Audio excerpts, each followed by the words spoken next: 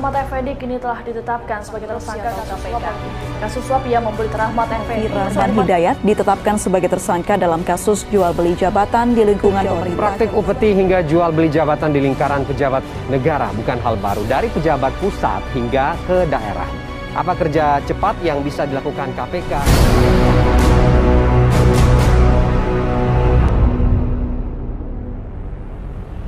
Permasalahan yang terjadi pada video 1, kasus 1 dan 2.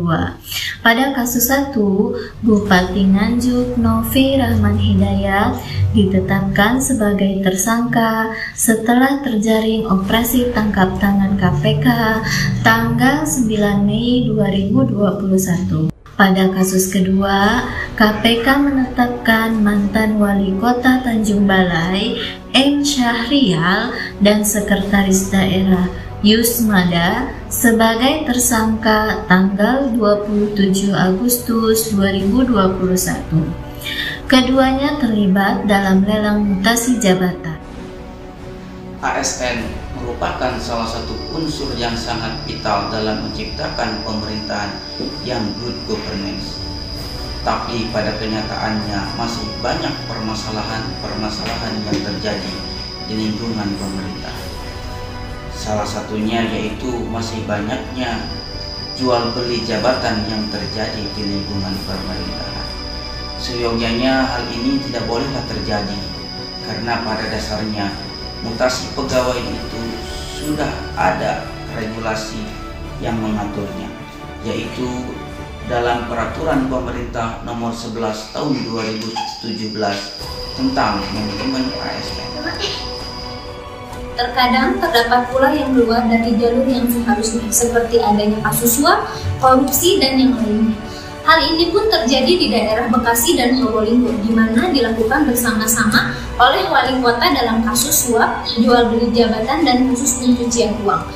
Hal ini terjadi di mana wali kota atau bupati meminta mahar untuk menunjuk orang-orang tertentu menempati sebuah jabatan.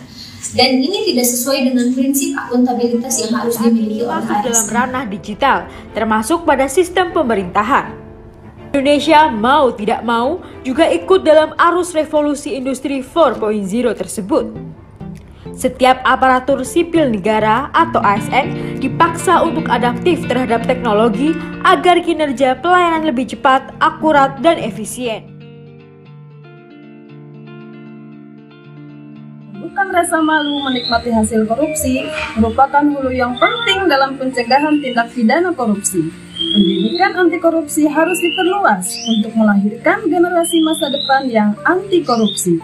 Tetapi, membangun sistem yang menutup peluang terjadinya tindak pidana korupsi juga merupakan kunci utama. Merujuk kepada maraknya malpraktek penyalahgunaan profesi dan jabatan ASN yang dilakukan oleh oknum pegawai pemerintah, hal ini menjadi sinyal bahwa masih lemahnya pemahaman pegawai negeri sipil mengenai tupoksi, beban, dan tanggung jawab diri sebagai ASN.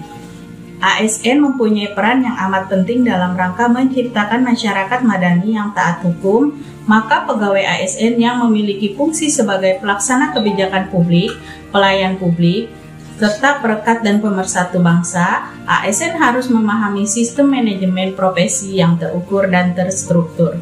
Manajemen ASN sebagai sistem pengelolaan ASN menghasilkan pegawai ASN yang profesional, memiliki nilai dasar etika profesi, bebas dari intervensi politik, bersih dari praktik korupsi, kolusi, dan nepotisme, sehingga mampu menyelenggarakan pelayanan publik yang berkualitas bagi masyarakat.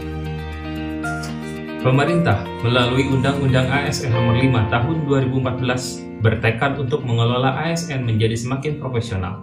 Untuk mendapatkan profil pegawai yang ideal tersebut, diperlukan sebuah sistem pengelolaan sumber daya manusia yang mampu memberikan jaminan keamanan dan kenyamanan bagi individu yang bekerja di dalamnya.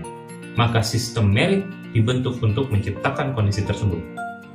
Sistem merit pada dasarnya adalah konsepsi dalam manajemen sumber daya manusia yang menggambarkan diterapkannya objektivitas dalam keseluruhan proses dalam pengelolaan ASN.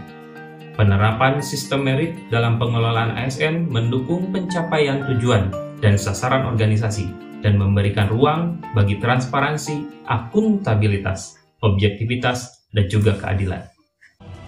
Pelaksanaan transformasi organisasi dilakukan melalui penyederhanaan struktur organisasi sebagai tindak lanjut dari arahan Presiden untuk menyederhanakan birokrasi. Prosedur yang panjang harus dipotong, birokrasi yang panjang harus kita pangkas. Saya akan minta untuk disederhanakan menjadi 2 level saja, diganti dengan jabatan fungsional yang menghargai keahlian, yang menghargai kompetensi. Sebagai ASN, kita memiliki peran penting untuk menghilangkan budaya tersebut, jual beli jabatan. Salah satunya yang bisa kita lakukan dari hal yang paling mendasar adalah menghilangkan adanya budaya gratifikasi, di mana gratifikasi tersebut adalah budaya yang membiasakan memberikan uang, suap, hadiah, dan yang lainnya untuk mencapai tujuan-tujuan tertentu. Penerapan Smart ASN bagi ASN yaitu harus dapat adaptif terhadap teknologi dan perubahan dunia.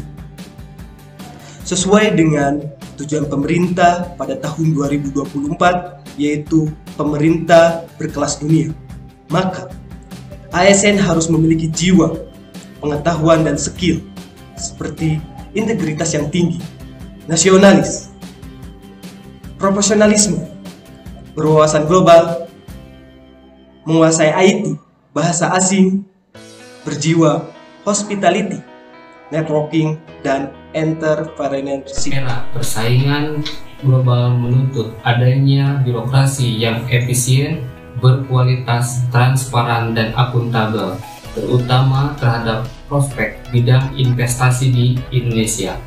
Reformasi di bidang pelayanan publik akan membantu terciptanya pelayanan sektor publik yang berkualitas untuk mewujudkan birokrasi profesional. Dalam menghadapi tantangan-tantangan tersebut, pemerintah melalui Undang-Undang Nomor 5 Tahun 2014 tentang Aparatur Sipil Negara, yang mana salah satu peran dari ASN yaitu memberikan pelayanan yang profesional dan berkualitas.